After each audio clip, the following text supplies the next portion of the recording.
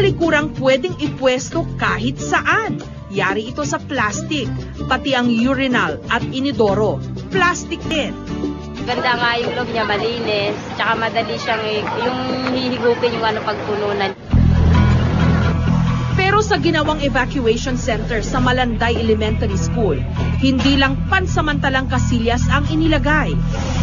Sa pangunguna ng Habitat for Humanity, 8 permanenteng kubeta ang itinatayo ngayon. Kasi nga, ang eskwelahan was counted basically for children, para sa mga bata, na usually naman, hindi naman dyan gumagamit ng palikuran. Ano lang yan, dyan lang sila umiihi, no? So, nakita namin bakit pwede ba tayong tumulong sa ganon, no?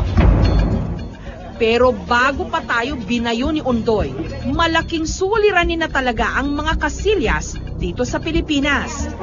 Ayon sa Department of Health o DOH, noong 2007, mahigit 5 milyong tahanan ang walang sariling palikuran.